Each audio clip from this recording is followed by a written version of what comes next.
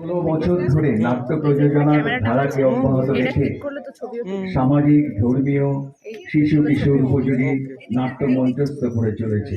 তৎসহ এইসব নামাঙ্কিত শিশু কিশোর মনস্ক ম্যাগাজিন প্রকাশ করে চলেছেন। সিলিউ ড্রিম প্রতি বছর জন্মলগ্নে নাট্য প্রযোজনার সাথে সাথে প্রতিবন্ধী ভাই বোনদের সাথে রাখি বন্ধন উৎসব, বৃক্ষরোপণ অনুষ্ঠান পালন করে থাকে।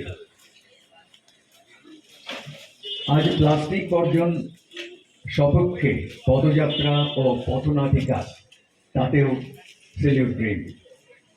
এর আগেও প্লাস্টিক সচেতনতার প্রচারে কলকাতা দূরদর্শনের বিশেষ অনুষ্ঠানে সামিল হয়েছিল এই সিলিউ ড্রিম।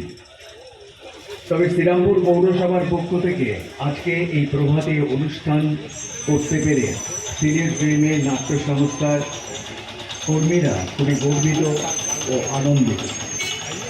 আজকের এই অনুষ্ঠানে উদ্বোধনে আমরা যেসব বিশিষ্ট ব্যক্তিবর্গকে পেয়েছি, সিলিউ ড্রিমের পক্ষ থেকে তাদেরকে জানাই আন্তরিক শুভেচ্ছা, অভিনন্দন ও ধন্যবাদ। ধন্যবাদ জানাই এই পদযাত্রা তার মূল্যবান বক্তব্য কিছু রাখেন।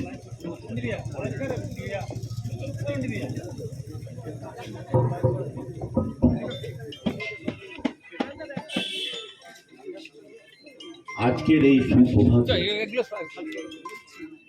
একদিকে মা গঙ্গা প্রবাহিত হচ্ছেন, আমার ঠিক পেছনে মা ভবতারিণী প্রতিষ্ঠিত, এবং আমার সামনে আমার নরদেবতা যাদের বলা হয়, সত্যিকারের যারা মানুষ, তারা আমার সামনে উপস্থিত আছেন।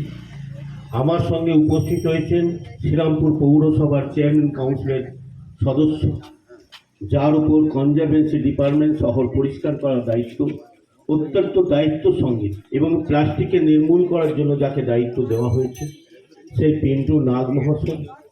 আমার সঙ্গে উপস্থিত আছেন সিআইসি সদস্য, যারা রাস্তাঘাট ডেভেলপমেন্ট এবং সুয়ার লাইন ঠিক করে কী করা যায়, কী করে পরিষ্কার রাখা যায়, তার দায়িত্ব যিনি সঠিক দায়িত্ব নিয়ে কাজ করে যাচ্ছেন কমাস ধরে। আমার সঙ্গে শ্রী সন্তোষ মোহন সিং উপস্থিত আছেন, এই এলাকার পৌর সদস্য বুবাই আছে উপস্থিত হয়েছেন, শ্রীরামপুর শ্রীরামপুর থানার আধিকারিক উপস্থিত হয়েছেন, বড়কে বলা হয়েছে তার প্রতিনিধি পার্টিতে আমি ধন্যবাদ জানাচ্ছি তাদের। আজকে আমরা একটা পথনাটিকার জন্য সিলেটের পক্ষ থেকে যে আবেদন করা হয়েছিল, আমি সানন্দে গ্রহণ করেছি তাদের এই আবেদনটাকে, তাদের প্রস্তাবটাকে।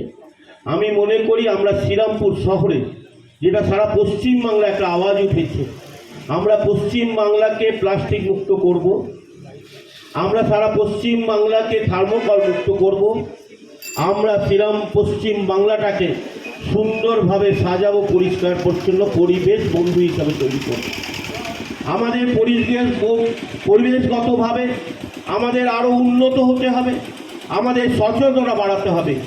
যেটা বারবার বিভিন্ন জায়গায় একটাই কথা বলি, আমাদের করার অভাব নেই, লোকের অভাব নেই, সাধারণ মানুষ এগিয়ে আসবে। কিন্তু